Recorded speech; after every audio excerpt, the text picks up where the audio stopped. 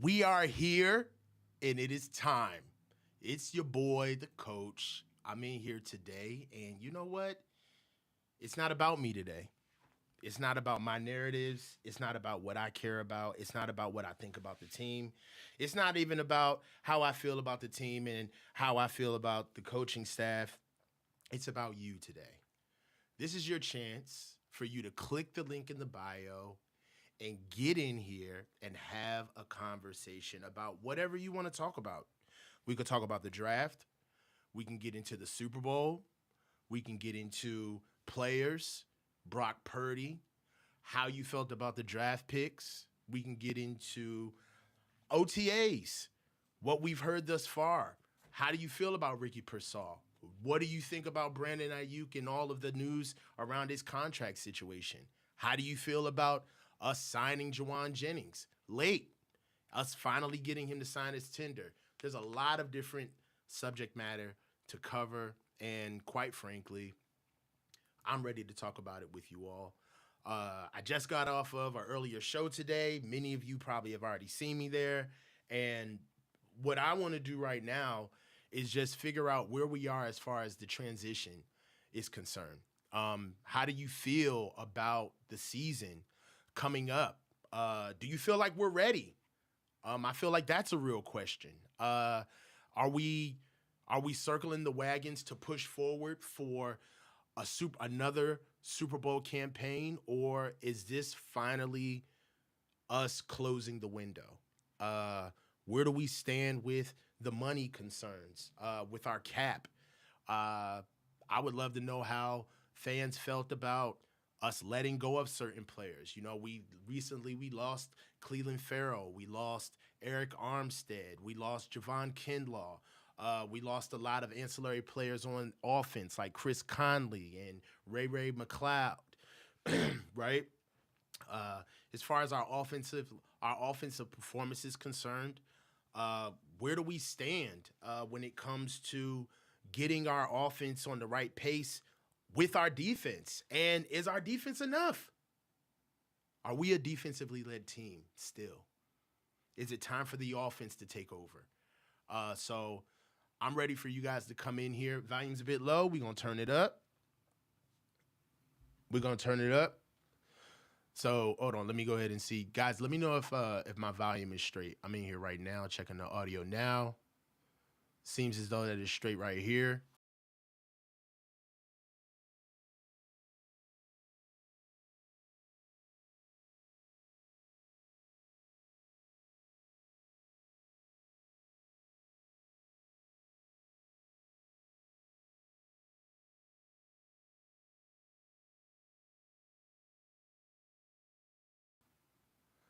I hit the back button. I got this new fire mouse. Okay. I got this brand new mouse, and like there's so many little buttons on here, pause, that I keep pushing. So that's my only thing. Hey, right now, you ready for me, Niner Gang? I'm gonna go ahead and throw you up now, bruh. What's going on, bruh? You're muted. Unmute yourself. Unmute yourself, Niner Gang. You good? You got me? I got you, bro. How you been, man? Oh, coach, just another day living the dream. Uh-huh. How's things going for you? Everything's been going good, man. Family's good. You know, they're stable, doing really good. Work is good. You know, everything's straight, man. You know, kind of I'm excited to get to the season, man. Like we finally have you gotten the Super Bowl? Have you gotten it out of your system yet? Man, I was over that Super Bowl the minute that shit hit 0-0. Excuse my language, because I ain't even gonna lie, dude. I didn't have a whole lot of faith when you're going against Mahomes with Kyle Shanahan at the head coaching, man. I really didn't. That's just Okay. facts, man. I mean, Okay. you know, um, it's unfortunate because Kyle just has that track record. I think Kyle's a great OC head Mm-hmm. coach, and on the other hand, I'm starting to have a little disbelief. Mm-hmm. Um, I don't know what the hell they're doing right now in this offseason. We got like what 22 wide receivers. I mean, Okay. I'm just playing like 11, but I don't know what I don't understand. I'm confused. Do you think? What do you think it? What do you think it signifies? Do you think it signifies? There's a couple of reasons, ways you could look at it, right? Does it signify us moving on because we can't pay either Brandon Ayuk or Debo Samuel at the same time? Does this signify us realizing that this is something that I feel like a lot of fans don't want to realize is that traditionally we are different. We don't pay running backs. That's not what we do. I feel like the entire offseason we've been talking about what we do with the offensive line. Traditionally, this. You understand how the concepts is made with the offensive line. Well, if anything, we've been living outside of our regulations with how our approach with running back with paying Christian McCaffrey a boatload. For me, financially, I think that's where all of the money is right now. In years past, who were we paying? Raheem Mostert, Matt Breida, right? Tevin Yep. Coleman, like who are we paying? Now we got a guy where we literally wrap the entire offense around a running back. The last time we did that, it was Raheem Mostert. So I don't know. Maybe this is them understanding we got to start elevating guys at running back. I mean, honestly, think about this. Where does Isaac Garendo fit in this equation if they're not looking at Christian McCaffrey, life after Christian McCaffrey? I don't understand. I really honestly, coach, I feel like they went all in, gave Debo the big contract. Christian got everything. They were all in last year. I truly believe they felt last year was their year. Mm-hmm. And which would have been fine if we would have won that ring, right? It's okay if you tank a couple years after it, whatever. It takes a little bit. You got a ring, Mm-hmm. okay? Mm-hmm. But they didn't get that ring. Now you're up against the wall. Now you got really, really hard decisions to make, and other franchises know that. Why do you Right. think they didn't get no first round offers for BA, Debo? Nobody came after Christian. They know we're just gonna They sit know here and we're wait they it know we're out. trying to keep it Yep. open, keep that window open. Yep, and it's not only that, but the window's slam closed, bro. I don't You think believe it's so? open. I 100%. What are the odds, coach, of them going back, not only getting to the Super Bowl this year, but winning it? What team did that last? I don't even know, to be honest with you. I don't know the last time the team. Well, hold on, wait a minute. Didn't the Chiefs lose and then come back and win? They beat the Eagles. I don't think they even went to the Super Bowl that year. But they missed a year of the playoffs, right? Or the year because the Bengals beat them out. They didn't make it there. Yeah, the Bengals beat them out. It was the They year didn't even before make it. they lost to the Bucks. Yep, they lost to the Bucks. They got beat out, didn't make it, and then they Mm-hmm. went back and won it, and then they went back and won it again after that. Okay, but what Yeah, do they have that nobody else in the NFL has? Patrick Mahomes. There you go. So with that, that's enough of that. But I just don't see it happening. I don't see. There's just no freaking way in this world they're gonna go back and win that Super Bowl this year after that brutal of a loss last year with as many guys as are still on the team from the original cast that has already gotten beat twice by Patrick Mahomes. There's just the NFC's better. Everything's stacked against them. Mm-hmm. Everything. Everything. All right. And that, So where do you how do you see the season falling out this year? I think we're going to get into the playoffs long, and then this is all depending on everybody staying healthy. If we have two the star players go down, there's no playoffs in sight. Okay. Okay. If they're going to get to the Offense or playoffs, defense? Just two. Period. it doesn't matter where it's at because Okay. these guys, we lost Dre Greenlaw in the Super Bowl. We crumbled. The Okay. defense crumbled. Okay. Trent Williams or Debo's not playing. The offense crumbles. Mm-hmm. It's just, they've proven it. They don't know how to bounce back from it. They're constantly playing through injuries. If George Kittle was hurt from week 9 or 10 throughout the rest of the season, why didn't they give somebody else a chance to play? Oh, wait, because they don't never let There nobody else was play, nobody right? else. Yeah. There was. Exactly. Because they Yeah. bank on these one guys. That's why our O line's where it's at. That's why they had to stick with Colton McKivitz. He's a good offensive line. I don't want to beat him up like that, Yeah. but it's Yeah. not He's elite. grown on me. Yeah, no, I've always liked Colton McKivitz. I just don't believe it was fit for our offense if we're Mm-hmm. trying to be the ground and pound that Kyle Shanahan claims we are. Mm-hmm. Because everybody knows you're running to the left. Everybody knows that. So what are they going to do? They're just going to stack up on the left side, right side of you, whatever. They know Yeah. that. Yeah. You're not doing nothing to the right. Why do you think Chris Jones is over there feasting on Colton McKivitz? Feasting on that side of the line. All freaking. And what did Kyle do? Not a damn thing. Not a damn thing. Look, man. We can't be the woman on the corner with a ham under her arm crying for bread. Nobody's going to feel sorry for us. All right? Nobody. And like I said, we got first world problems. We're trying to sign our basically our de facto number one receiver, even though he doesn't get the utilization of the number one receiver. He is our best receiver on the team. And let's just tip into that. It's reported that Brandon Ayuk is at least wanting 28 million to 30 million a year. Is he worth the deal? On the Niners, no. Somebody somewhere else, yes. Reason being, the Niners don't utilize him. You just said it. He's third, fourth option, fifth option from time to time. Like they don't, he don't get enough targets, and it's sad because go back and watch every single game. That boy's open. That boy is open. That boy runs some crisp routes. He gets open. But what's stopping Brock from getting him the ball? Is it Kyle telling him, Yeah. hey, this is where it goes? Or is it the bad O line play because BA's the fourth option or the fourth read? Brock don't have time to get to the fourth read. So what's really going on here? Bottom line is it starts with Kyle. It just Yeah. does. The play calling's horrible. Brock, I don't feel Brock has the full freedom to exit. Like everybody says, he goes in with what, two plays, and Mm-hmm. that's it. No more, no less. You know, he went off script, threw that touchdown to BA in the was it Detroit game? I can't remember what game it was, but Kyle went to the podium and said, "Oh yeah, we're gonna talk about that afterwards." For reals, bro? Like, come on, man. Yeah. Yeah. I mean, look, the way I see it, the way I see it is you're gonna have to figure out what Brock Purdy is, right? Because the window should have been closed on us a couple of times, right? But what kept the window open is the emergence of Brock. We got a quarterback. We got somebody who can actually stay. We actually have somebody that can stay consistent. He can survive Kyle. He knows the offense.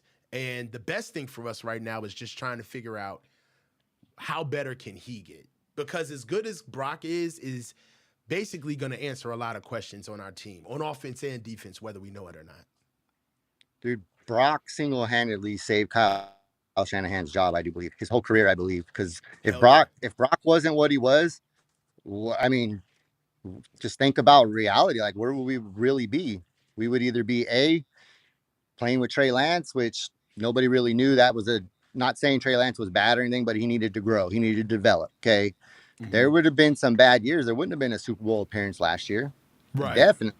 You know, so Kyle Shanahan got really lucky. And then for him to make that BS comment about, oh, I knew in mini camp or training camp, that's our best quarterback. Nah, bro. Like, nah, that's not. But then you go ahead. So it's even worse in my eyes because, okay, if you knew that, but then you, by the way you played Trey Lance, that shows me that you were just trying to get the boy hurt, get him off the field, not necessarily, you know, that's his intention to get him hurt, but maybe just bad enough to where the critics, the fans, the owner, hey man, try something else. This ain't working. Unfortunately, Trey got hurt before that came about. Mm-hmm. But it's just how are you going to sit here and say, oh, that I knew that's our best player, but yeah, we're going to go ahead and start this guy. Come on, bro. This isn't little leagues. Come on. Yeah. I mean, well, look, man, you know you're my guy. I love talking to you. You know what I'm saying? We're gonna do many more of these throughout the week, man, and just hook up with me, man. Stay with me. I love your engagement, man. I just wanted to tell you on camera, man. I love how much you support the platform and you giving me support since day one, dog. You one of my guys, man. I got you, brother. I got you, man. You know, it's all love on my side, coach. You drop some great knowledge, man. It's freaking fantastic. I love the energy you bring. I love I like that you're not afraid of you at the drop of a dime. At the drop of a dime, it's exactly right. So look, hey Warren, you ready for me, dog? I think I lost.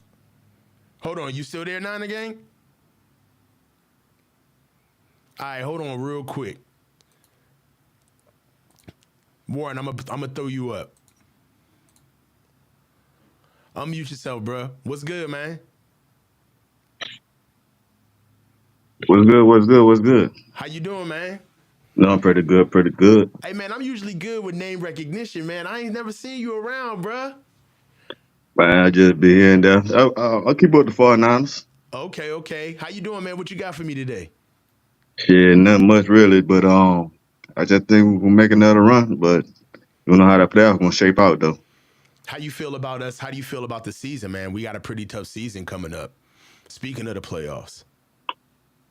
If we get through the first 8 games, 6-2, Mm-hmm. we got to win at the end. We could at least win 4 and get us 10 wins to get us in.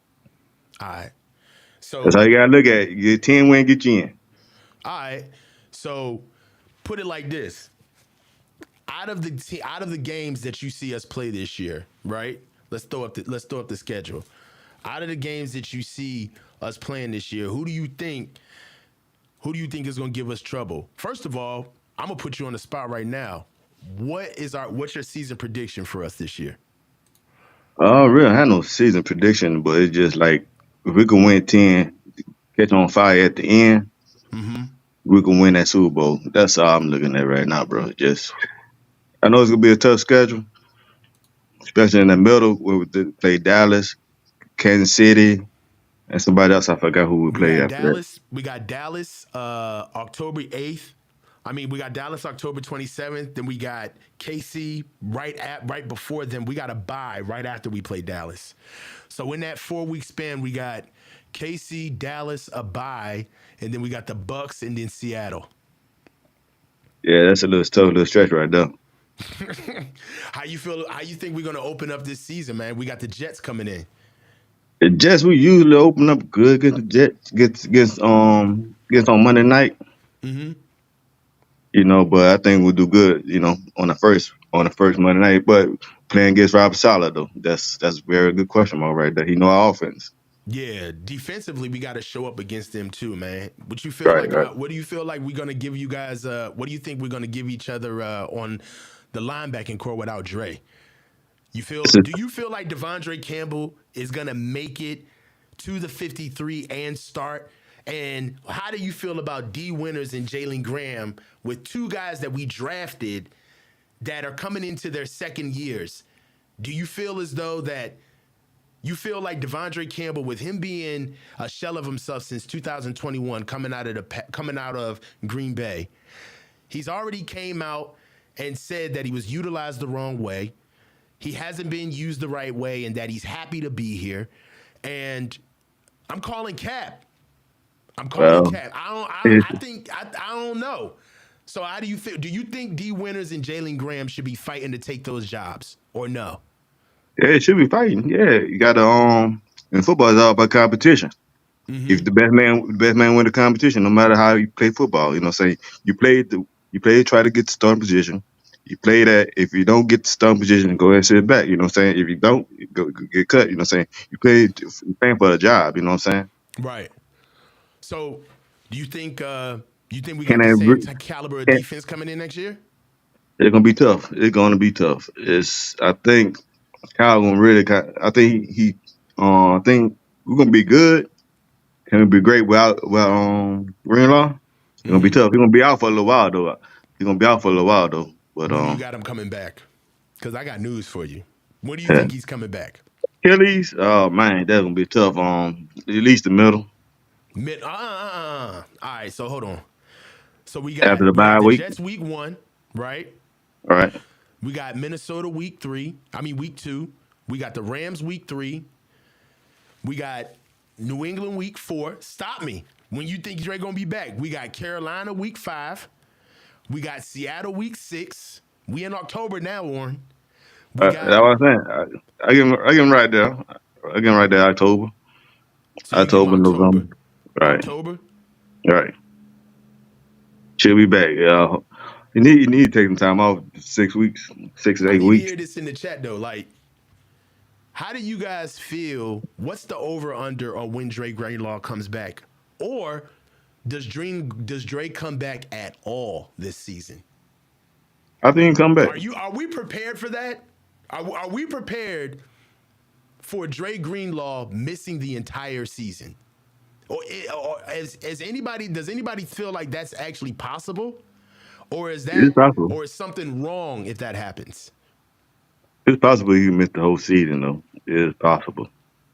Right. But you We're know what I'm not talking saying? about being healthy. We're talking about an Production. Achilles, like being healthy and still being able to be Dre, being cleared to go, right, and being Right. ready to play are Two two different different things. things, Right.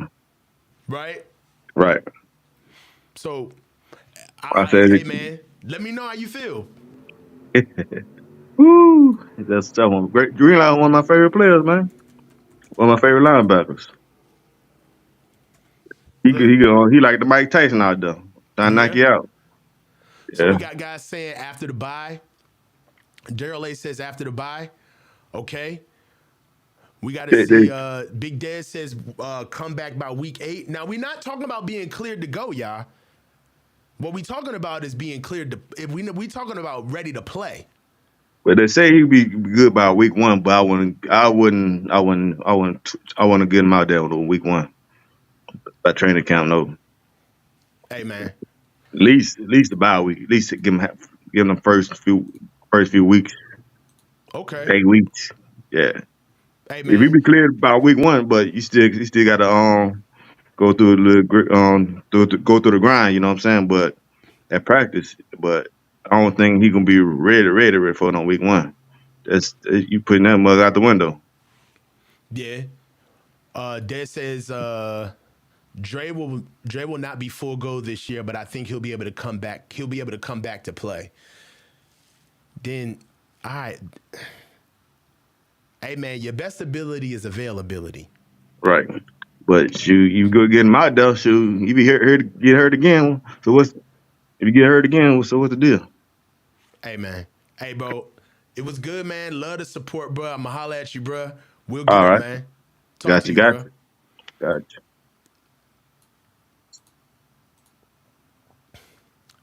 PDX Niner.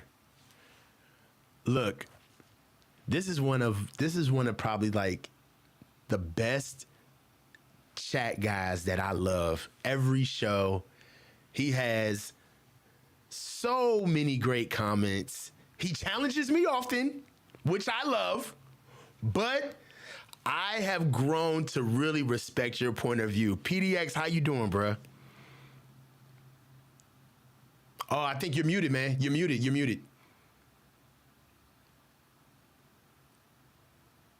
Can you Yeah, hear me you're now? unmuted now. Yeah, I can got you. What's going on, bro? Oh, not a whole lot, man. Happy that you're back and back in the game. Very Yeah, man. eloquent speaker, so it's fun to listen to. Thank you, man. Thank you. What you got for me today? How are you? It's good to finally have you up here, bro. Yeah, thanks, man. Like it's tough with the offensive line, like in the draft. Like, do you really want to select? Do you really want to select somebody bad at the end of the first round or the second round? I'm not saying that they shouldn't make the move, but those are the decisions you got to make, and it's hard. Yeah. Well, do we value the position? That's the question, right? Because everything stems off of that, in my opinion. And that's why I believe that the press conference from Coach Forrester was so poignant. To be honest, is that you got the man of the hour literally right there to be able to tell you exactly what I want, the way I want it. Kyle be damned, this is how I would do it. And he toes the company line. He Yeah, toed the company line. And not only did he say, oh, well, he could have given like a balanced reply, right? He could have said, yo, you know what? I like the guys that we bring in. I understand that we have an ethos that we follow, and this is what we do with the Blast. I just bring the guys in. He almost could have like calmed it down, as almost kind of made himself like a cog in the machine. Like, hey man, it's above my pay grade. We get the guys in. I review the guys that they want for, and this is one thing that coaches. This is why that conversation is disingenuous, is because when you're scouting players, when you're asked to scout during the offseason, they're letting you know where they're thinking about getting this player.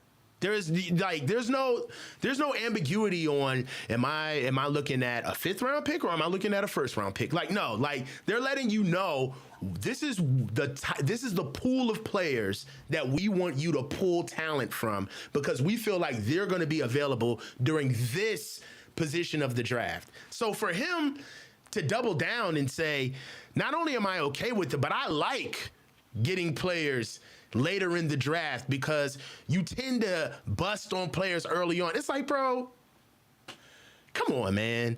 Come on. Like that's like I likened it with Larry. It's like that's like, being a radio guy and it's like, no, man, I'll take the Campbell soup cup with the string in it. No, I don't need a condenser mic. I want because it makes me feel like I'm really putting in my work for the job. So it was rich. Yeah, it was. The thing is like I'm kind of okay with McKivitz, right? You're not gonna have a superstar realistically at every position on the line. You're just not. It's too Mm-hmm. hard to do.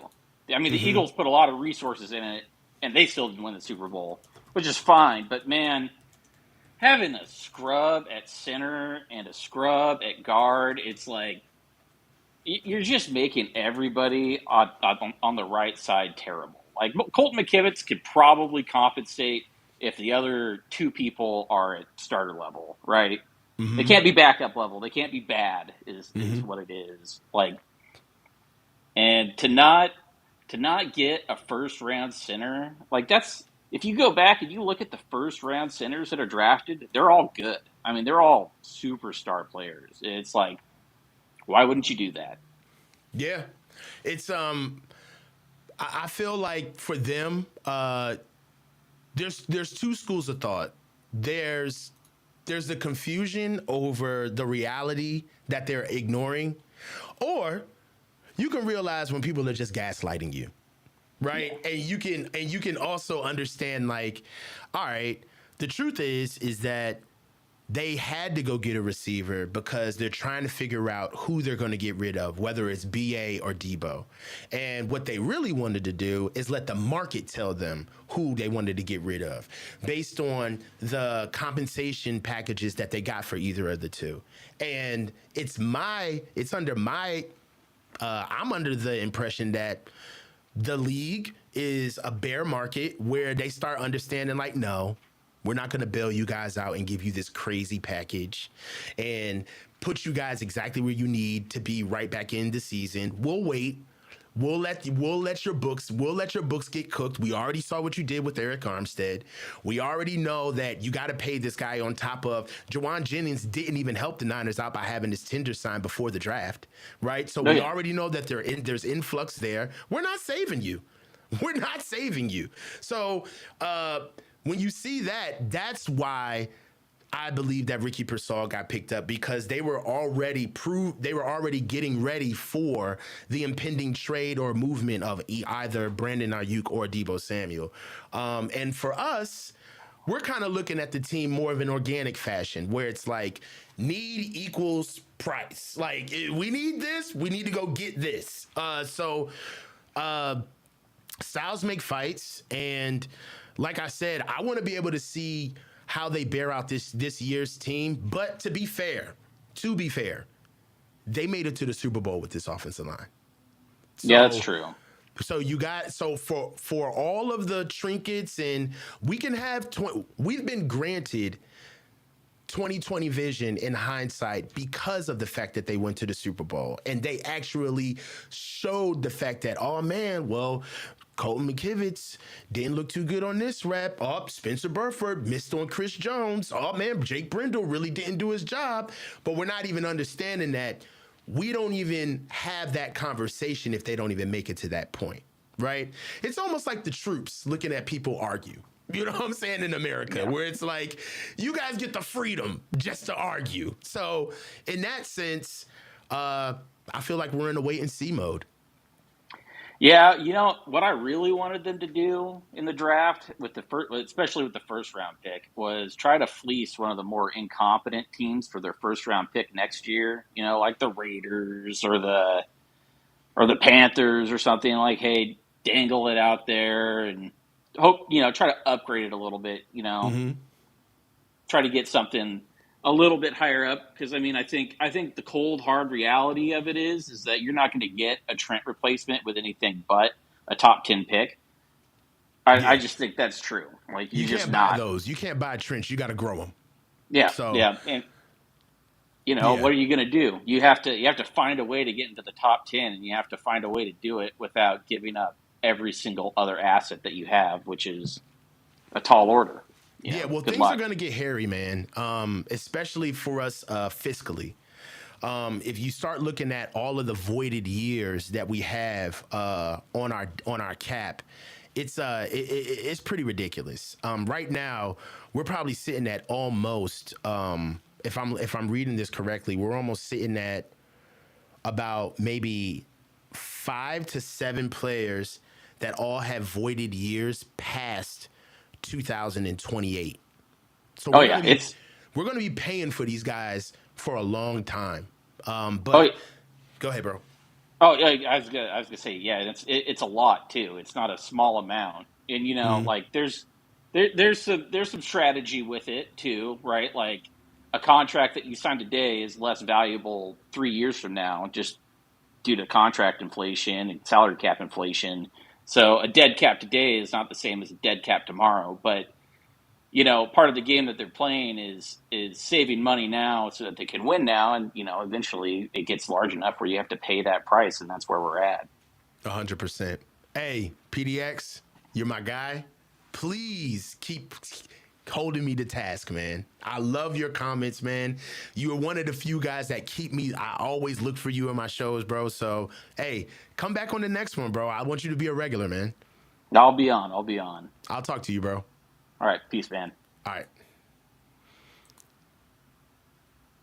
Swaggle Hoss, my guy. What's going on, Coach? Good to see you, man. Nice to meet you. Good to see you. Nice to meet you. How are you, brother?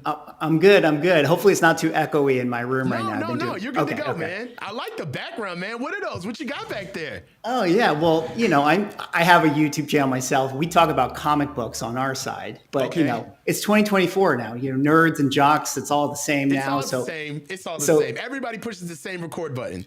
Totally. So it's just funny enough. I spend a lot of time listening to 49ers YouTube, Uh-huh. watching you. I love what you do.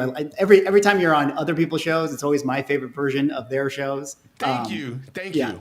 So really awesome. Keep up the great work. You and Tom do a really great job I getting love into Tom. getting into the nitty gritty and really dissecting it, which leads me to this funny thing because even though you guys do a great job talking X's and O's, I kind of wanted to talk a little more narrative stuff. Okay. And I'm I'm a little just I don't know what the Niners feel like they're doing going into this next season. If the goal is to win the Super Bowl, Okay. like I don't really see it outside of Brock Purdy just having the Madden sim where next year he's going to go up by like 15 Right. overall points. I Right. feel like that's kind of the only way that's going to get the job done this time around. And I'm definitely a little bit like, what is I don't know how much this stuff matters, and you guys would know this better than me. But like, as far as what's the rallying cry? Like, what do they have this year that's going to drive them and motivate them prior to other years? And you guys have said Right. this before on previous channels. Like last year, they felt like they got cheated by the Eagles, and it's like, okay, that makes sense. That you can see how that could be They were motivation. scorned. Yeah. Whereas this year, it's like, what How is do you it? come back to it now? Yeah, it's just let's try it again. Let's roll the dice, And I just don't know. And I mean, I'd love to hear how much you think that stuff really matters, Uh-huh. or if it's like, is that something that you need, like that bulletin board material, so to speak? As a matter of fact, I wish I had. I'm looking around my desk right now. I just cleaned my space. I have an old training camp that I found. I found an old training camp manual from 2012 when I was coaching at the time. And I wish I could have put it up because every manual starts with a call sign. What is our ethos for the season? I don't care if we lost last season, if we won last season, you are asking literally one of the first questions that coaches ask themselves when they're putting together that manual, because that's the first thing that a team sees when they open up that book. It's not the plays, it's not the depth chart. The first thing that you see is the ethos of the year, right? So Right. one thing that you have to realize is that for me, my call sign for this year would be no loitering allowed. That would be my call sign. If I was coaching the Niners and I had to type up the first page of the manual, I would say no loitering allowed. I'd even get a sign and put it on the front of the damn manual. You either need to hurry up and handle your business, or you need to get from away from here. You need to get away. You're hanging around, no hangers on, nobody just shopping just to sightsee, no window shoppers. Either you're here to handle your business or you're not.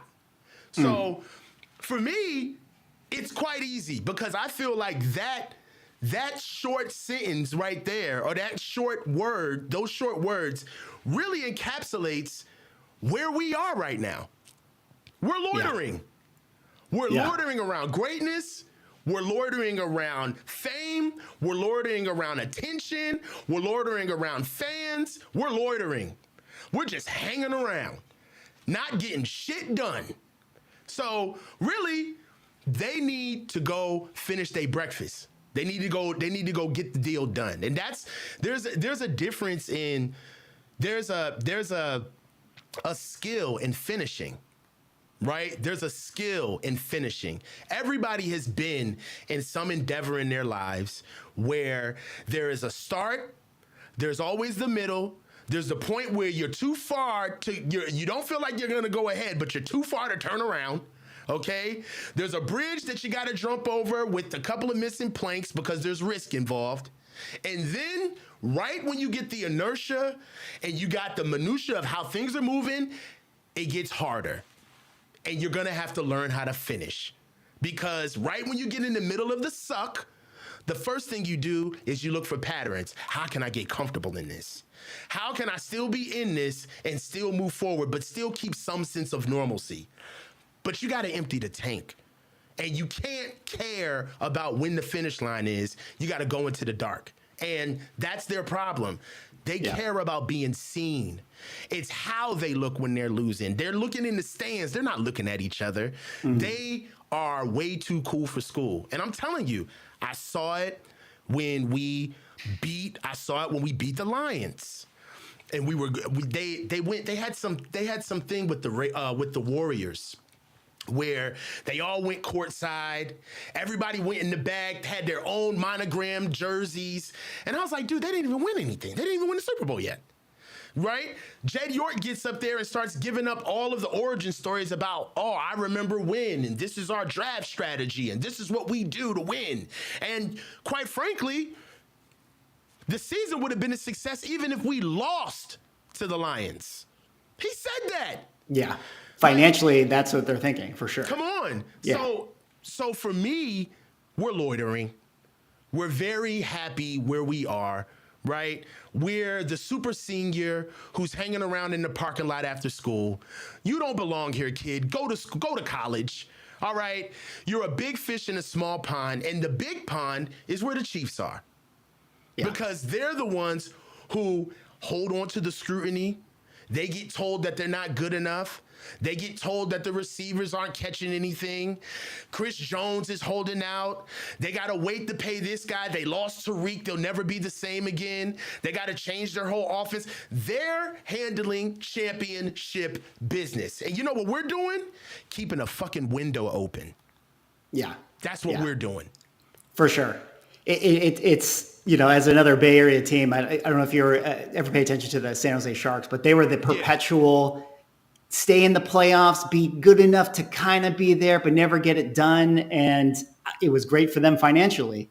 But as a fan, it was like, this is terrible. Because now, if you look at them now, they just had terrible years for many, and they never got one out of it. So I'd rather be the Rams who got it done than the Niners who are like just kind of content to be relevant and making money and stuff. So I don't know, man. I just feel like maybe you guys, as you guys do your quality control stuff, you guys can sort of build up this narrative. I'll leave you with the last little thing. I don't know if you're in tune to WWF wrestling or WWE and stuff. There was a big WrestleMania story that happened with Cody Rhodes. TLDR, it was like a thing. They were building up this guy to like win the championship, and then the mantra and then it was looking like, okay, maybe they're going to move away with the story or whatever. And then all the fans kind of rallied and they were like, yo, finish the story. Finish the story. How do and that's kind of what I think of with the Niners is like, if this is your last year, it's like, yo, finish the story. And that should be the mantra. Like, or how do you want to be remembered? You have, maybe this is that moment, maybe losing the Super Bowl was the dark night of the soul in the movie. And now this is the third act, like that's how they have to frame it for themselves. At least that's what it seems like they would have to do. I understand, and I feel you all the way. Like right now, I just feel like that is the big discussion. It's we can talk about the players, and we can talk about the competitions, and all of that is great. But at the end of the day, all of us are left with that gut-wrenching realization that we have to come back and face that same demon, and that's even if we make it to the Super Bowl. I don't think any of us, if we made it to the Super Bowl this year, will be happy that we made it. I think all of us, if we made it to the Super Bowl this year, everybody will be saying, you better get it done. I'm not clapping. I'm not standing up. You will not get one smirk from me. You need to finish this. And I love the fact that we're here because they need to feel that. They've done way too much self-aggrandizing with, we beat the Cowboys. Look what we did to the Eagles. You know what I'm saying? Like, oh, the Ravens game was nothing, but look at how we handled Green Bay. It's like, nah, bro. You guys got to go get that one guy that makes you look normal. Right. Well, I know you got other people in the background, so, I'll move it on. But come back and visit me, man. I love the support, bro. Yeah, absolutely. Keep up the great work. Thanks so much, Coach, and we'll see you on the next one. All right, bro. Hey, Chunder, I'm gonna get to you. I'm gonna get Mama's Boy after this. All right, bro. So I'm gonna get Chunder Boy now. Mama's Boy, you're next. All right. My guy. What is good, bro? Dude, you got to get off mute. I can't tee you up like this and you not on mute. And you on mute. Get off mute, man. You on mute. Unmute your camera, brother. No, there we go. Now we go. What's good? Does that work now? Yes. Yerp. Good. What's up, buddy? What do you want to get into? So I had a thought yesterday. Okay. And I'm curious if this is something that has crossed your brain. I'm sure it has. But I thought I would put it out into the ethos. Okay. So it occurs to me, so there's the whole conversation around the fact that the 49ers never leak, which we all know is not true, but they leak less than most organizations. They're very buttoned up and not a lot of things get out. There was no reporting about Juwan Jennings before that contract got done. McKivitz, no reporting before that got done. So, it's not like stuff just comes out. They're a very buttoned up organization.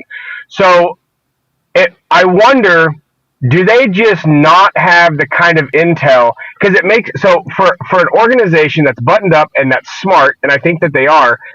It doesn't make any sense to wait to do Brandon Ayuk's contract the way they have while the market for wide receivers explodes. Is it possible that they don't have very good relationships with the agents because of the way they negotiate? And so they didn't know these wide receiver contracts were coming. They didn't know Jalen Waddle was coming. They didn't know Devontae Smith was coming.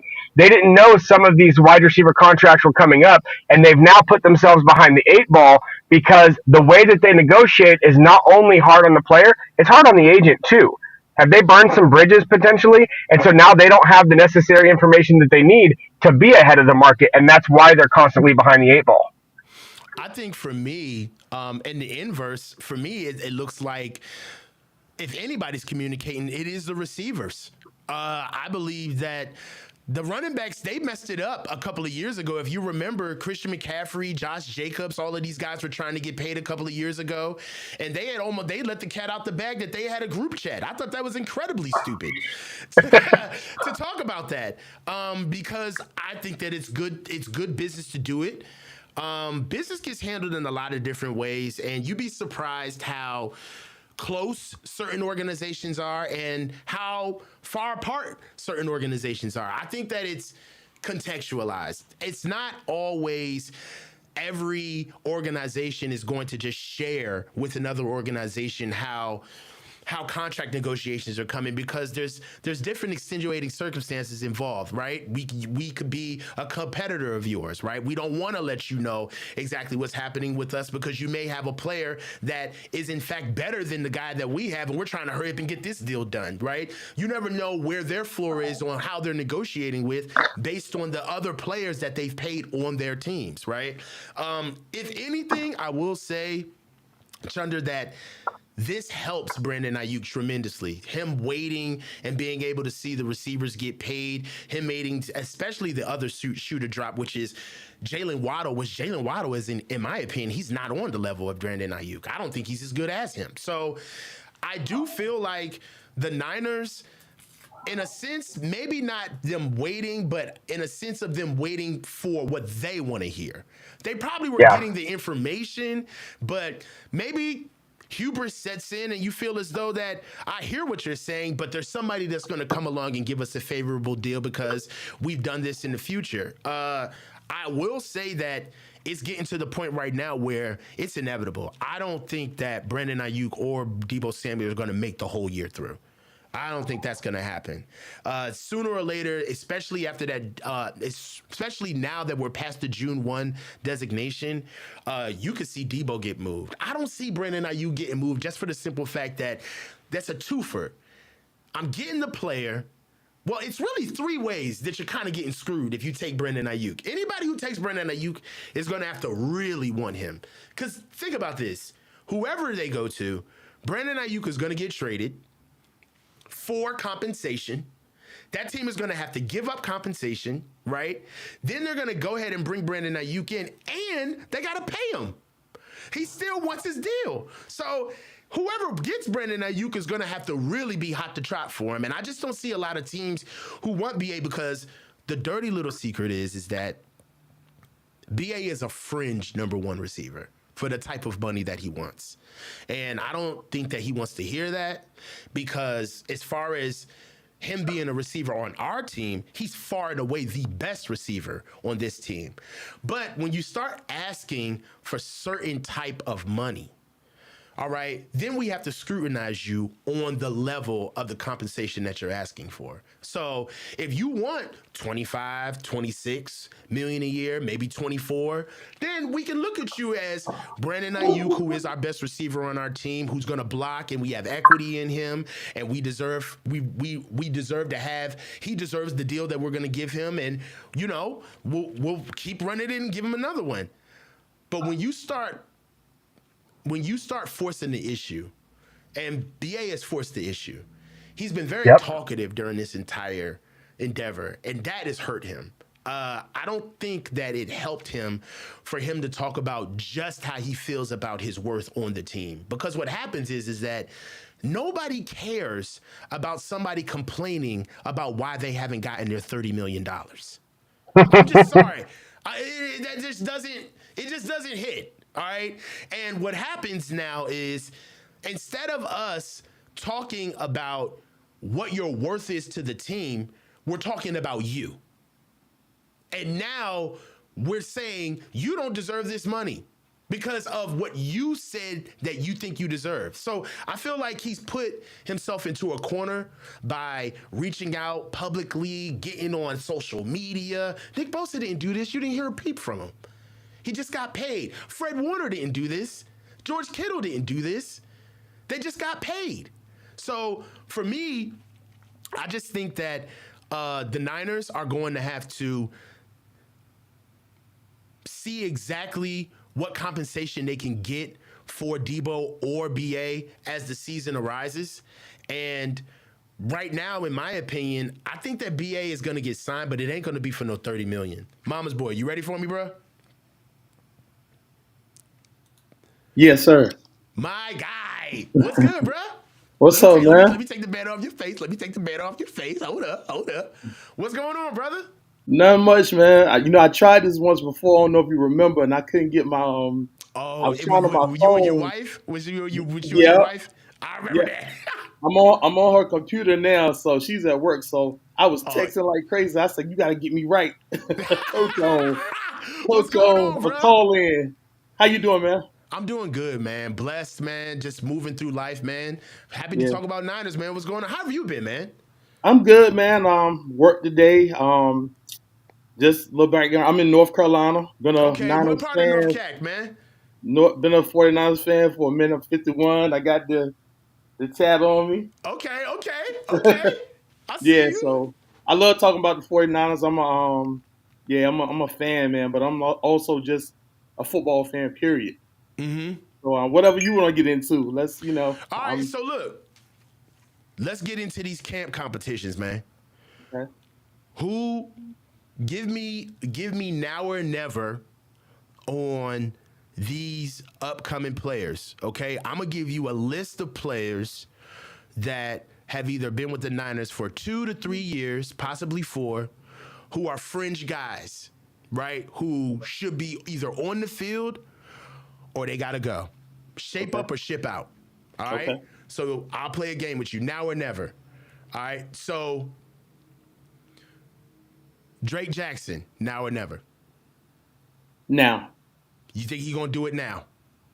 yeah, I mean, I'm saying that like he's got to do it now. Oh no, no, no, no. Um, It's either he's gonna show up now or he's never gonna do it. Meaning that he's gone.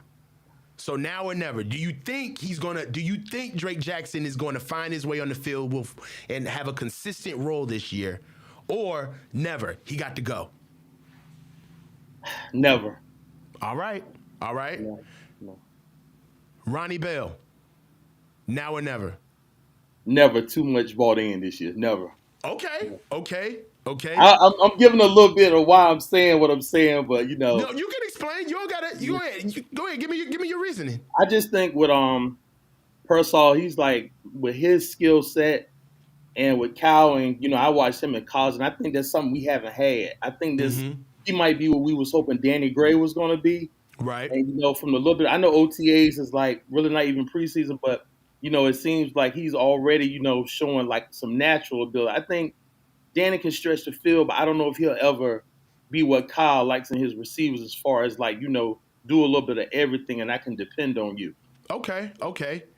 All right. So we gonna stick with some guys right here. Austin Bryant. Now or never. Also, Brian DN, right? That came from Detroit, right? Yep. Okay. We need that speed off the edge.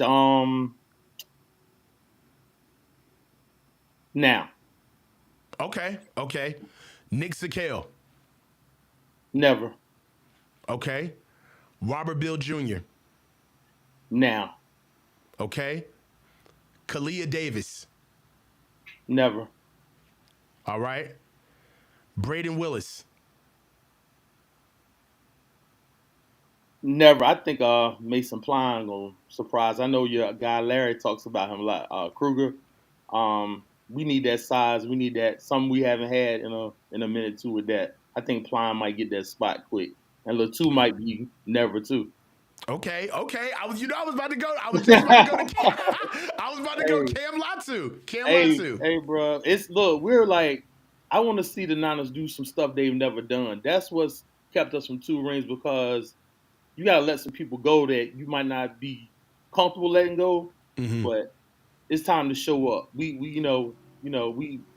we are that team, and I always say, and I know I'm jumping subjects, but No, you when good. I watch when I'm on Twitter or I watch YouTube, we got to stop being afraid of what other teams might do. Every week it's like, oh, they might get us. I'm not like that. I'm like, we the 49ers. We got, Okay.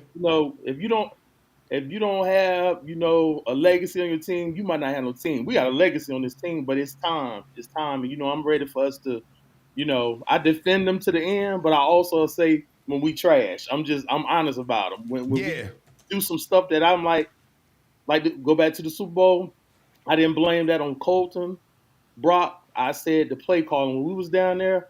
I said if Mahomes gets the ball back, you know, it was just we had it. We had it just like 19. We had it in regulation. and it was just a couple calls here and there. I like Kyle, but I was hoping they would bring in. I know they brought in Staley, but Mm-hmm. Kyle needs somebody that is not afraid to say, "Look, Kyle, we need to do this." I mean, it's like he needs somebody he respects on that side. We got this great coaching staff every year, but if you're not going to use them, just like our roster, it's cool to have the great roster and the great staff, but we got to use it. Yeah, yeah, I understand that. I understand that, and honestly, I like the way you approach it. I mean, that's how you got to approach it when you're in the building. Like we are, there's nobody on planet Earth that can beat us. We're not scared of anybody. Right. Our approach is our approach. We're coming in here to dominate and enforce our will. So I definitely understand where you're coming from. I'm gonna give you a couple of more before I get you out of here, man, because I Okay. want to know. Okay. T.Y. McGill, now or never. Now I like what Ty brings. I mean, our Okay. interior, our run defense was a sore thumb last year. I mean, I was hoping to get DJ Jones back maybe, but that big run stuffer, that we need a couple of them guys. That's why I say, Mind you, we just picked up Evan Anderson. All yeah, right. We I got like we I got like him. I went back and watched some of his stuff. I think he's gonna make that roster. I do. I really do. Somebody's gonna be short because I think he's gonna make that roster. He's explosive. He's big. He likes to hit. That's the trenches. Coach. You got them yeah, trenches. So all day. yeah, let's hit some people in that middle this year. We got our linebackers. Fred covers so much ground. I know Dre's gonna be out, and also I think Jalen and D. I don't think Devondre. I mean, that's a cool pickup, but I want them young bucks to come up just like when Patrick and Bowman had to come up. The linebackers they came in behind. The guys got it. Let's get them. Yeah, all day. Well, look, I got three more for you because Okay. I want to know, brother. Yes, sir. All right, Danny Gray, now or never. Never. Damn. How You you think feel it's about him? over? How you feel about him, Coach? I want to give him one more camp, bruh. I heard he's been looking good. I hear I he's been heard looking good. you got one more Yeah, camp, Danny. yeah, This is yeah. it. Like Well, he let's ain't say, even. well, let's add a one and done to the to the No, he now and just got never camp. or one and done. Okay. Spencer Burford, now or never. I know this one gonna hurt you. uh, Say it. Never, but Spencer's so I talented, man. He's so talented. He is He came from where did he come from? UTSA. UTSA. Yeah, UTSA. He I see it in him, and he got that mean streak. But it might be the mental game. I think he might go to a team with a different scheme I and think be he may do great. well. And I feel like he may need a change of scenery. Yeah, He made it because because I there's a always lot of thought, value there. hey, coach, I always thought right tackle. I wonder why I they like never him said, at I don't know bruh. why they won't play him. I think maybe because of his length. Yeah, But what confuses me about that is that they had no problem putting Il Manning at right, tackle. right. So I was just like, all right. And then you got, what was Cuz' name that we used to have, the little fella? Oh, Poe? yeah, Don Terry, the one that came from the little small, played fullback. Yeah, And he then played guard for us, Poe. yeah, And I'm like, yeah, you got this cat playing guard. yeah. Why you don't even want to try Spencer at tackle? And I see the rookie from USC, from Michigan, Nugent. They say Yeah, but he's super short, but they say he's so strong and quick. Your center don't need to be 6'5", but Brendel kind of gets pushed back a lot, and Brock stay in that pocket to the end. But just imagine if he had another second on some of them throws, I'm and gonna he tell you, takes some man. hits. I think that this year they're gonna open up competition at center and right guard. Got to. And right now, if they do it the right way, well, not the right way, because that's me talking about who I want to win. Whoever comes out of the competition, I tend to believe that the starting center this year should be Feliciano. no. I want to take a flyer on the UDFA. I mean the rookie, the undrafted rookie free agent, the kid Nugent. Oh yeah, yeah. I'm trying to tell you, man, That kid is strong, stout. Yeah. He's got strong hands. At And the you watch a very lot of Big least, Ten too, right? Isn't he Big Michigan, right? yeah, Michigan, Big Ten. Yeah. Yeah. So I'm gonna tell you, man, I I really think that they should open up that competition, especially at right guard. And really, Spencer, hey, do you? This is the question. Okay. Do the Niners play it fair if Spencer beats out Dominic Pooney, or do they already have their mind made up? That Pooney's gonna be the starter, or Yeah, because I don't think they're drafting that kid not to play him. I think they really believe that Dominic Pooney's our right guard. But if Spencer comes out and wins the job, do you think they keep it G with him and play him, or they're like, nah, we already spent the money on this kid. We'd much rather watch him develop than give you another shot. It's too little, too late. well, Coach, I think Chris Forrest's track record, he may give Buford out the gate, but I think he's gonna be on a short leash. Yep. I think he's like I think when you heard him talk about the other day, did you see his press conference when he said we don't draft linemen in the first, second round, we want guys that touch the ball because we can develop fourth. Did you see the press conference? Yes, I saw that Yeah. mess. And so he was more like, they have that mind frame. Like I said, I'm sitting watching the draft and I'm like, okay, some guys are on the board. We can move down and pick up a pick and still get our guys. I like Persall. I love Ronaldo Green. I love Ronaldo Green too. Bro, I think our defensive backfield is the deepest it's been at corner, and with Mustafa. I love that pick. I, But I want to I want to be able to see what he does, but he's very aggressive. I just want to see yeah, if he's too aggressive. We'll yeah, see. I heard Luter's looking good, but Ronaldo, Luter, Lenore, Mooney Ward, we got some corners now. Yadam, Isaac Yadam, we got some we haven't had. You know what I'm saying? Mm-hmm. So yeah, but I agree with you. That offensive line, I think, and how we adjust to Greenlaw not being there is going to determine how we start out our season. We got Well, everything else, I agree and I with you. want BA to get paid. Give BA You that want him to get money. paid? BA is the guy. I mean, BA is like when I saw after the Super Bowl how emotional he was about the loss. He wants to be a 49er. I know he's got to do what he's got to do, but he wants to win a ring. He said it's gonna be easier to win a ring with me than without me. I felt that, and I'm like, I think Mm, he's I want guys like that on my team. yeah. And Debo, I've heard you say it before, and I always felt the same. And let's keep it real. Like the Philly game when Debo's motivated, you can't stop him. You can't do But nothing with him when the boy but want to you play. don't always see that though, and I don't know why that is. I don't know if the game plan going towards somebody else, but I love Debo. I watched him at South Carolina. When we got him, I was hyped. Don't get me wrong, he's nasty, but what Ayuk does play in and play out, blocking when he don't get the ball, what he draws from the DBs, give me BA. If I got to make a choice, keep BA long term, develop Persall, Cowing, that big tight end. Our receiver group would be fine, I think. So, Okay. so, Hey man, it was great, bro. Please yes, sir. ask your wife to keep the laptop together. We gotta get a schedule together. So when I know Yeah, Mama's boys got the laptop, yeah. then I can do the call-in show so that we can do it together. Hey, bro, matter of fact, I'm gonna hit your DMs on Twitter because I was thinking about before, and I'm gonna just, when I hit you up, because I commented on there a few times. I'm Mama's boy on there too, Mama's boy 110. When you were out for a while, and I told you, Yeah. I miss seeing you. If you look back at the comments, so I'll hit you. I love talking whenever. I Hey love man, talking hit my DM, 49ers. hey, bro. We'll link up in the real way then. Hit my DM, bro. We'll rap. Yes, sir. Love All you, right. man. God bless. Keep God doing your bless you, thing. man. You got one of the best platforms on this thing, and I mean that. Thank you, bro. Appreciate you. Thank you, All man. I right. appreciate you too, bro. Thank you. Yes, sir. All right, bro. My guy, are you good? You muted.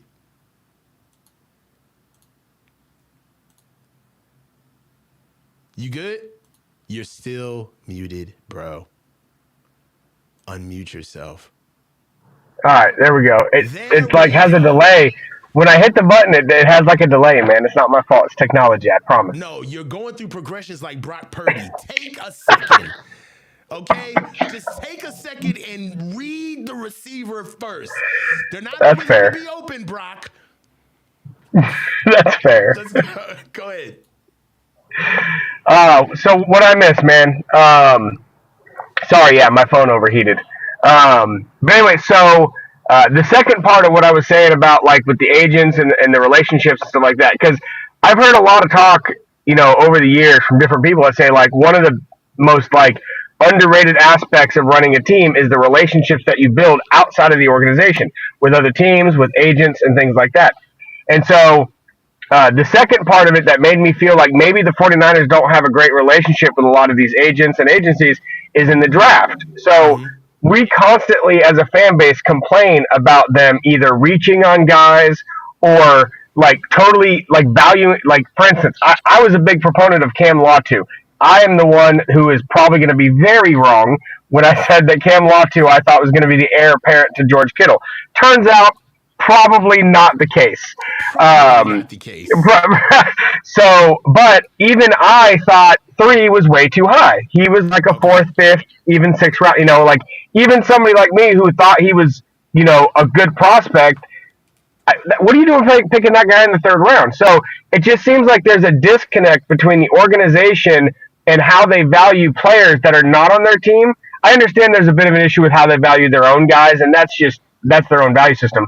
But it seems as though the information they're getting is leading them astray, both in free agency and in the draft. So I just wondering, am I connecting erroneous dots, or is there really something behind the scenes there that should be looked into?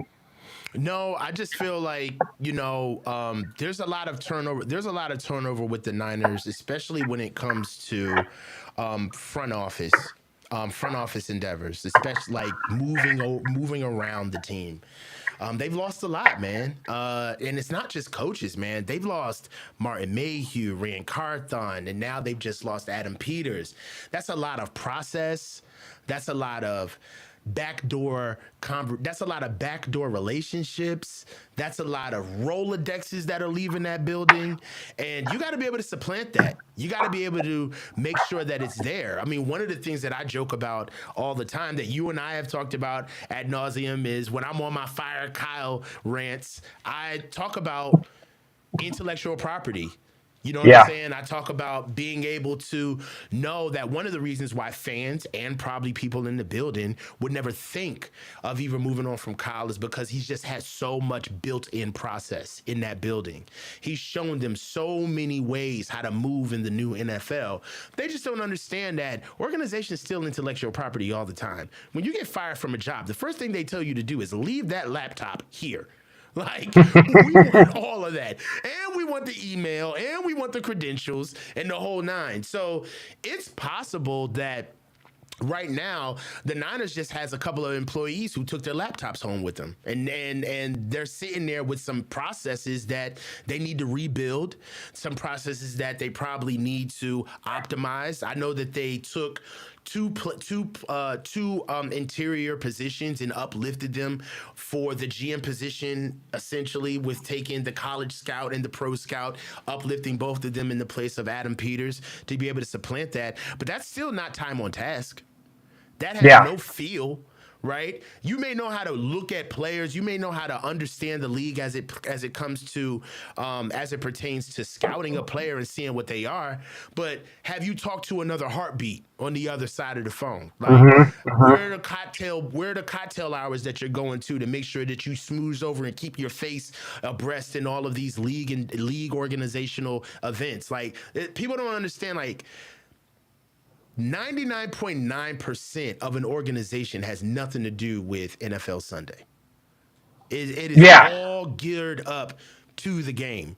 So Yeah. right now, I feel like those questions that are coming from you are kind of rising to the surface because now we're starting to see just some things that are different from how we usually have moved during the offseason, right? Where it feels like we're kind of like a day late and a dollar short on signing Brandon Ayuk, and we're not necessarily responding as quickly as we thought we would have, because usually when we hear about conversations with big time guys that are waiting to get signed, what do we hear? We want X player fill in whoever's name. We want them to be a Niner for life. We want them to be here. We're going to be able to handle that. You have not heard that conversation about Brandon Ayuk. You've heard that we really want to sign him. We really want to get it done. But in some instances, I kind of feel like there's a log jamming conversation. And if Jalen Waddle is getting signed for $28 million, then deductive reasoning would have you say that is at least BA's floor. Because For sure. they're still waiting for BA. And we're still waiting. We're hearing reports that they're farther and farther apart than they were. They're nowhere close. And if Jalen Waddle is asking for 28, I shudder to think what BA is asking for. 30. Gotta be. Think so? Yeah, I think I think that if the 49ers could have signed him to 26-27 last offseason, and they didn't. They wanted to play it out. Maybe they weren't sure if he was going to reach his potential the way he did this last season. And so they wanted to wait it out another year, and it's going to cost them $5 million a year annually, because what would have been 26, maybe 27 is now going to be 30, 31, because Brandon Ayuk. Okay, so one of the things a lot of people don't understand about how contracts work is it's not just production on the field. It's also accolades off the field. His first team All-Pro puts him above everybody else that's getting paid in the same range as him, with the exception of Amon-Ra St. Brown. Amon-Ra St. Brown is the only guy who is like comparable as far as like statistics and on-field performance that's been paid recently. Amon-Ra St. Brown is the only guy that also has an All-Pro nod. So, and then you consider the fact that he was a first round draft pick. This is like the only time that where you're drafted actually matters after you're drafted. It matters in the first two off seasons because you're going to get more opportunities than guys that got drafted later. And then it matters in your first contract renegotiation. Your second contract, where you got drafted, it still affects that contract negotiation. You're a first rounder who fulfilled your potential and who got an All-Pro. You're going to get paid more than another guy that has the same production who got drafted in the third round and hasn't made an All-Pro yet. It's just that simple. So if Jalen Waddle got 28, Brandon Ayuk he's like, I'm at 30 now. I was at 28 last year. I'm at 30 now. So the 49ers, by waiting, might have painted themselves into a corner. And the Haberman has an interesting perspective on paying Brandon Ayuk the top of the wide receiver money. Basically his position in summary is paying him that much money and then also having to pay Brock soon means that other guys on this offense will be forced off the team. The Deebo Samuels, maybe even the George Kittles, and so on and so forth. The high-paid guys are going to be forced off the team because they can't pay them. And that is going to force the 49ers to give Brandon Ayuk 150 targets a year, and now he'll actually be worth the money. And I think that's an interesting way to look at it is you're paying him that money, but it's not like he's making $30 million this year. He's going to make actually less than the 14 that he's supposed to make this year. His salary cap next year will be 18 or 20 or something like that, and it'll be 3 years from now when he's actually making top of the market money. And at that point, has the offense now transformed to a point where he is a 150 target a year guy? I mean, but the thing about it is that there's no such thing as a 150 target a year guy. That's a lot. Not in this offense. Yeah, not in this offense. Yeah. There's not anybody catching 100 balls in this offense. So from my standpoint, Damon, it just looks like BA is gonna have to do grown man things, and what I mean by that is, in order for BA and the Niners to strike a deal, they're gonna have to meet each other in the middle. You're not gonna get exactly what you want. There's going to have to be some type of compromise. And that's what I feel like is a little weird from the BA perspective, is that it just feels like there just isn't any from his side. I feel like he feels like I want what I want.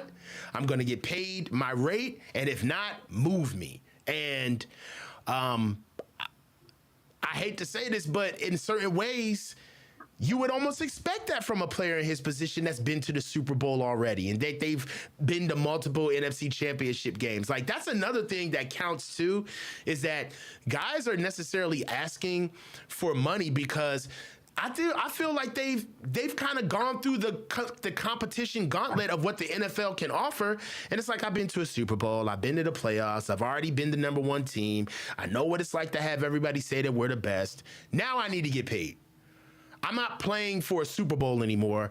I'm paying to make sure that I am taken care of financially. That's what I feel like the shift is right now.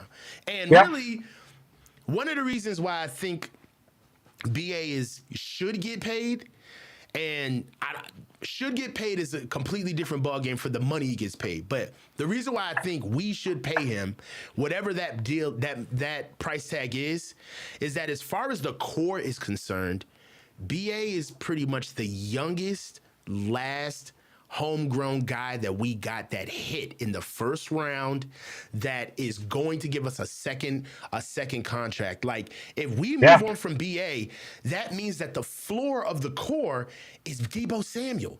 No, Fred Warner. Yep. Fred Warner. He's Yeah. the youngest one. Well, So, Bosa, yeah. if you're going to go defense. If you're going to go defense, yeah. But as far as Yeah. the offensive core, Offense, they're yep. older. He's hands down The youngest guy becomes Christian McCaffrey. Yes. Like that's and he's going to be 27 this year, I think. So yeah, I think that it would be a huge mistake for the 49ers not to reset their roster this offseason coming up and the one after, and it starts now with signing guys like Brandon Ayuk, because Juwan Jennings is fairly young. You just signed him. You got him for 2 more years. Brandon Ayuk's going to sign. Brock Purdy's going to get done, so on and so forth. So you have this whole core, and you're going to have what, a 29-year-old wide receiver instead of a 26-year-old wide receiver. You're going to have a 32-year-old tight end instead of a 24-year-old tight end. Like, it doesn't really make a lot of sense. Some of those guys are going to start to go, and you already have replacements on the roster. Why would you not just pay the guys you have? Your wide receiver core 2 years from now is Brandon Ayuk as your number one guy, Ricky Pearsall is your number 2, and Cowling coming in and giving you a field stretcher, and J.J. Jennings coming in and giving you a third down and red zone monster. That's actually a terrific wide receiver core. That's a really well-rounded, terrific wide receiver core, and you can do it where none of those guys, except for Brandon Ayuk, makes more than a few million a year for the next 4 years. So I just think that they need to reconstruct it. I think Chunder, I think they see it. It's just trying to get Brandon to see it. I really do believe that. I think that they understand that, Deebo. Let's rewind back to when Deebo wanted to get paid. He drove a hard bargain, unfollowed the team, said he wanted to get traded, the whole nine. He really kicked up dust to get his money. And at the time, Deebo had just come off of his wide back season. We just lost Mike McDaniel, and we were coming into a new season trying to figure out offensively what we were really going to do, right? We didn't know what Juwan Jennings was yet at the time, right? So what Deebo did is that he leaned on the Niners and his relationship with Colin. He got his bag. I feel like the dirty little secret now is that Deebo is doing everything to the letter of the law because he knows that he's overpaid. He should not deserve that $28 million that he's going to get this year. And I really think the real deal is that they're just trying to move off of Deebo so they can get BA paid and move on with their receiving core. I don't buy for 1 second that Ricky, and I feel bad for Ricky Pearsall because he doesn't deserve any of this. No, he's getting it. He's getting all of this. But the reason why I feel so bad for him is that he's not even afforded the chance to just be himself. He's already being compared to who he's going to replace. And really... And he's on the same team. Yes. And what's crazy is he's like, if I'm Ricky, I'm like, I just wanted to play with all of them. Can I play with all my teammates? You know what I'm saying? So if I'm looking at this the right way, I don't think for a second our receiving core is better without Brandon Ayuk. Oh, no, absolutely not. No matter which way you shape it, our receiving core is not better without Brandon Ayuk. Oh, So it's significantly worse. Right. So you would have to ask yourself, if Ricky Pearsall were here, out of the configuration of players that we have now, what would make us better than what we were last year? And that's getting rid of Deebo Samuel. It's tough, man. So Debo for me is such an enigma. I go back and forth because there's times when he does things when he goes God mode, and you just want to like bang your head on something and say like, why don't we get that every game? If you just do that more often, we'll win every game we play. And then we get just nothing for like 4 or 5 games, little here, little there. And it's like, gosh, I don't really know what to make of it because he's such a dynamic player. He's just not a dynamic wide receiver from a pure wide receiver skill set. He doesn't separate from man coverage. He doesn't have exceptional hands, although his hands are plenty good enough. He doesn't necessarily win a lot of contested balls, so you can't. He's not with Justin Jefferson is on the field. If you're not sure where to go with the ball, just throw it his direction. Just throw it that way. He's over there somewhere. Like Debo's not one of those guys where you just kind of throw it his way, and you know that more often than not he's going to go get it. So, but the contradiction to that is when you get him the ball, he's the most dynamic offensive player in the NFL in the open field. I mean, maybe of anybody, and that includes Christian McCaffrey. Let me ask you this: what is Debo's skill set when he's in his 30s? Correct. And that's why I think we need to move off of Debo because I think Debo is going to be a mid-season trade. I think we're going to move him for like a third-round pick mid-season. There's going to be a team hurting for a wide receiver, willing to give us a third, maybe even a second in next year's draft, and we're going to move on from Debo. We want to have him for the first half of the season while Ricky Pearsall gets up to speed. I really think that that's the plan. Yeah. And I also think that our offense can change dramatically as far as how the salary cap is impacted. So Christian McCaffrey's not going anywhere. I know a lot of people number one, he's not going anywhere, and number two, he's probably going to get paid more money. I think Kyle. Yeah. You think they're going to pay Christian McCaffrey? Yeah, I don't think it's necessarily going to be something that looks like anything on the salary cap. I think he's going to get some sort of a guarantee. He's not going to play the next 2 years with no guarantee. He has no guaranteed money right now. If he gets hurt, he's done. So, and with his injury history, he's been healthy on the 49ers, and I've been very adamant about the fact that I was not worried about his injury history in Carolina. We've talked about that. And he's been pretty much healthy on the 49ers. But I was talking about a 26-year-old Christian McCaffrey, not a 28-year-old Christian McCaffrey. It's a very different situation, and especially coming off of 400 touch seasons. Yeah. So we're getting to the point where Christian McCaffrey, he's got about 2, maybe 3 really good years left before he falls off a cliff, most likely. The 49ers are going to be more than willing to extend him, give him another year or 2 on his deal, where the back end, they're going to add a void year as well. It'll probably be like 5 years from now, still paying him void money, and they're going to give him some guaranteed money now to make him happy. I guarantee it. And it's going to happen before training camp. What did I think about saying the G word, man?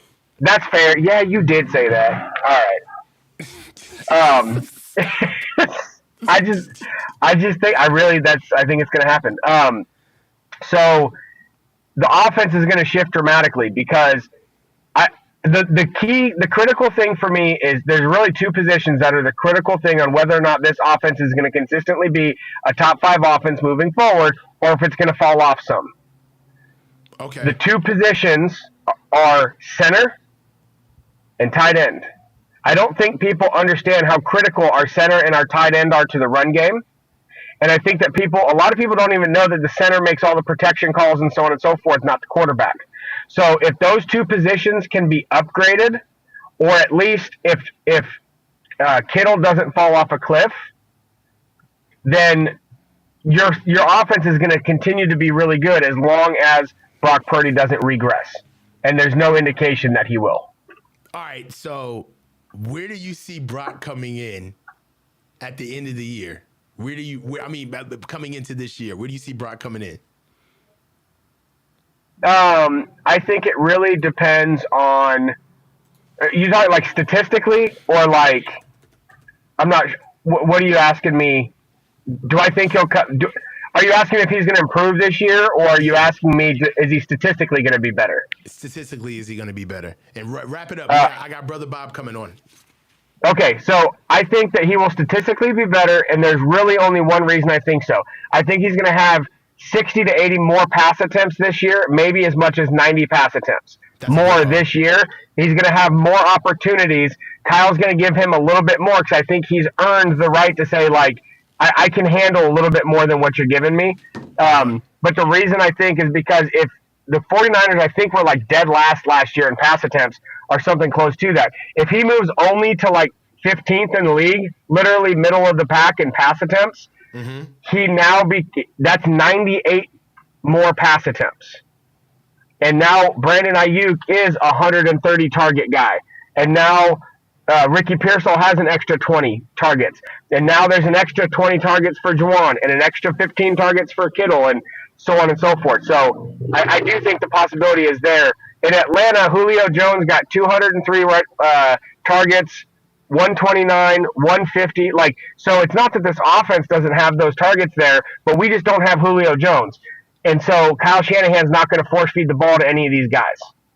Hey, bro. This is the first time on the channel, bro. You know you got to come back. I love you, brother. You know I'll be back. You got to tell me when it is, bro.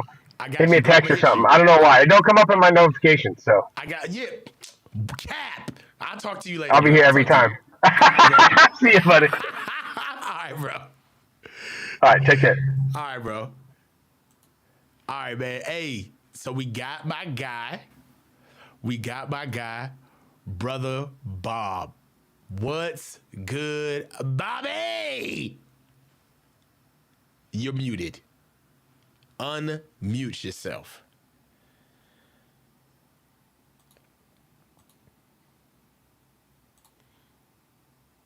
Robert, can you speak?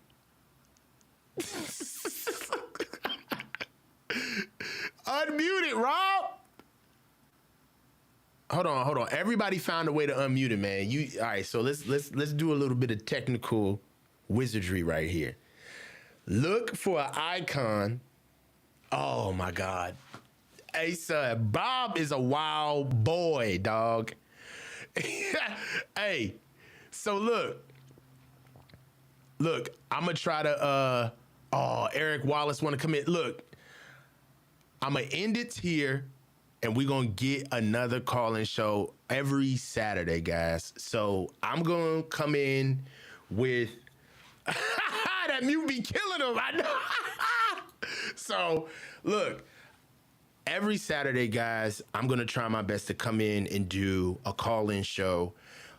I feel like every time I get on stream, I have my people. I have people that rock with me. You know what I'm saying? And they show love and support. And unmute yourself. That's what I'm doing. I'm muting you, and you need to unmute yourself, Bob. There you go. Bob is in here. I was about to close this thing out the right way, but I'm bringing him in here now. Bob, my man, what's What good? what's up, pimp? How you What's doing, good with brother? you? That's what I want to know. I'm I'm good, doing well. man. How are you doing? I'm doing really Good, good, man. The family is doing good. I know you reached out, bro. Like, thank you so much good, for sending your well wishes for the fam. Everybody's on even kill. My mom and dad, they together. They're stable. So, man, we're doing good, bro. We blessed. We doing good. good, good. Happy What's to going hear on that. your side, bro? Man, I'm out here driving. I should put the top down, but it's not about me. Listen, He's we need to talk stunting. about He came we, here to stunt. Hold up. He came here to stunt. He said he should put the top down. should I? I don't think I Yeah, should. bro. Oh, here we go. Here we go, but you're not gonna be able to hear me. See, that's the problem, bruh. I will be That's the cool too. problem. Can I be cool? We could be cool together. We gonna be cool together, bro. Listen. All right. So here's the thing, my brother. I heard the last caller talk about trading Debo midseason. And Mm-hmm. that's funny because this is exactly the thing that we were talking about earlier. Mm-hmm. We cannot get rid of any of our weapons, my brother. We were this close to winning the Super Bowl. This close. Mm-hmm. And the biggest problem to winning the Super Bowl was Kyle Levy, not knowing the rules, not being able to, adjust and adapt on the fly. So the problem is Debo had over 1,000 yards combined, 12 touchdowns. I don't think we make it to the Super Bowl again or deep in the playoffs without that production. And I personally do not think, my brother, that we can bank on a rookie Persall or Cowan to pick up the slack, especially not in Kyle Levy's offensive scheme. So that's my thing, my brother. I I'm gonna let I you think we cook. have to run Go it ahead, back. cook. All right, thank you. I think we're gonna have to run it back one more year because look, when they brought back Juice and Kittle, extended Kittle, to me that's their message that we're running it back. And then they did it. What? Who else did they bring back? They brought back, of course, Debo. Now I don't think they should have got off of him because of cap hit before June 1st, but Uh huh. I just don't see that happening. I think what we need to do is hope like hell. Kyle runs into the Super Bowl with with an idiot coach like Dan Campbell who's stuck in his ways, or Matt Lafleur who's stuck in his ways too. And hopefully it's not Andy Reid because that's our problem. We can't get past Andy Reid. What you think about that, my brother? Look, it always comes back to Kyle. They done a really good job trying to keep it all about the quarterbacks. We did a good job last year trying to make it about this fake quarterback competition when we knew Trey was on his way out anyway. They tried to make this about the rules. They tried to make this about the defense. They even tried to make it about the defensive coordinator. They tried to make it about the offensive line. Everybody has a narrative, but we never understand that it's always about Kyle. He holds all of the keys to all of the doors, man. He does. He's final say in scouting, draft, free agency, acquisitions, play calling, play design. He's final say with what players get on the field. Jimmy Ward told us flat out that he said that he didn't want to play nickel corner, and his defensive coordinator his DB coach told him flat out, you got to talk to Kyle. This don't have nothing to do with me. Right, You got to talk to Kyle. right. So for That's my me, point, brother. Go ahead. for me, that's emblematic of a toxic coaching staff when everything runs through one person. Because what happens is that when you run in an organization and you don't dole out responsibility amicably, you leave yourself to be attacked from all of the hats that you hold. You don't know how to disperse responsibility and to be able to delegate and be able to be shown that it's okay that somebody knows how to do something maybe a little bit better than I can. All right. And a lot of those guys are leaving the room. You know, I just got off the phone. I just got off of the last call. We talked about Rand Carthon. He's gone. Martin Mayhew is gone. Adam Peters is gone. Mike McDaniel is gone. You are stunting right now. Mike McDaniel No, is man. I gone. almost dropped the phone, bro. Look, I'm literally on the middle of the street, I see you, so dog. I almost I dropped my see you, phone. dog. You Not stunned, stunting bro. on me. You No. came on I my was screen listening to to you. stun on me, bro. Wait till I get on you. No, no, man. But look, you're absolutely right, my brother. You're absolutely right. See, because that's the problem. Kyle Levy is the GM, the head coach, offensive coordinator, as you just said, defensive coordinator. Everything runs through him. So I think we all don't want to address it. That's the biggest problem. So we try to look here and there where I mean, yes, I would love to see us address the O line, but that's not his thing. His thing is, hey, I can make do with a good left tackle to protect my quarterback's blind side, and maybe a good center. Because all the other positions he hasn't really addressed. Yeah, he did draft Banks from Notre Dame on my alma mater, but that's the biggest problem, bro. So we can point fingers at should we bring back BA? Should we bring back Debo? The only reason why I say yes to all that because we were two shakes of a rattlesnake's tail's ass from winning that Super Bowl if we just had a better coach. Hey, So man. I want to see us try to go back and do that again, bro. Hey, look, as a matter of fact, if you really if you don't believe me and if you don't believe Bob, okay? I played ball since I was 5 years old up until college and coached college ball. Didn't believe Tom Walsh. Go over to Grant's channel And go look at former NFL coach Tom Walsh and listen to what he has to say about why we lost the Super Bowl. It was coaching. We got out coached, man. Like, if you're able to, let me put it like this. If you can point out single instances on why we lost the game, you're ignoring Kyle. You're ignoring Right. it. You're ignoring Right. it. Like, if you really want to count the raindrops in a rainstorm, but ignore the thunder. Yes. Yes. Yes. Yes. Like Yes. the way that mess be had, they were like, "Do you see all the rain out here? It's Where's it so. coming from? Where's this coming from?" And don't want to realize the storm, bro. Like, Right. But but bro, let me just say this, because I got it. Look, I'm literally on this crazy road. Just pulled off. right. I'm No, in a no, we bike about to get lane. you up out of here, bro. I know But you did me hold a on. Let me solid, just bro. say this. Let me just say this though, and I'm gonna keep listening through the car radio. But man, this is what I'm saying. The problem is, he's a good coach, He is. He's maybe a great close to coach. great, right? Maybe close to great. But I can't put him in that great elite when you just had the biggest effing brain farts. Like when everyone else is like, wait, bro, I know I keep saying this.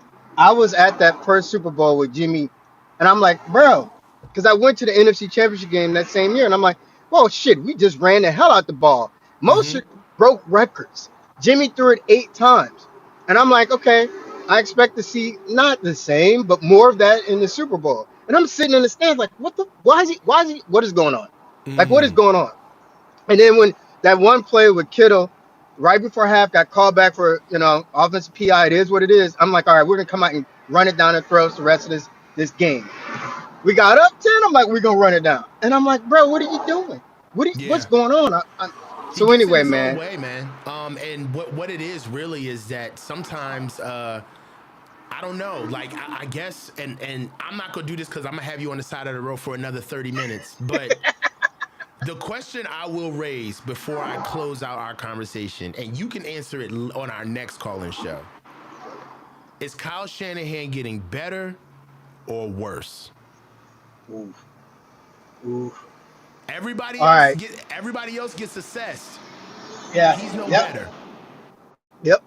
Well, you know what? I will answer that in the next call-in show. But to me, my preliminary thoughts are: if you're not getting better, you're getting worse, right? And And if you're I staying don't. the same, what are you doing? You're stagnant. You're getting worse. You're getting So, worse. and the fact that he kept doing the same thing in this last Super Bowl, not running when he should, not going for it when he should, and not knowing the rules, it's hard for me to say you're getting better. So you're getting worse. Yep. But oh shit! Now I got some. Oh, I Hey thought those man, were get cops. out of It's here, Bob. motorcycle. Before Anyway, I got a roll, you bro. about to get my whole channel shut down by vehicular homicide, man. Get off my channel. I'll holler at you, bro. All right, man. All I right, told. bro. Hey man. Hey man. Look. Hey man, that was good, bro. I love y'all. Hey, this is a good show. Right now that I can tell you for the channel, guys, we got Grant on Thursdays, Larry on Saturdays. We doing these call-in shows every Saturday. We got Tom on Wednesdays, Jesse on Mondays, and our NFL Last Second Sports show. Last Second Sports 2, our show. We have another show that we do on Wednesday, I believe. So, guys, it's been real. I love every last one of y'all. Thank y'all so much for holding me down, man. I know it's been a long time since I've been gone, but you guys held me down true to form. It's your boy, it's the coach. Stay low and keep your feet moving.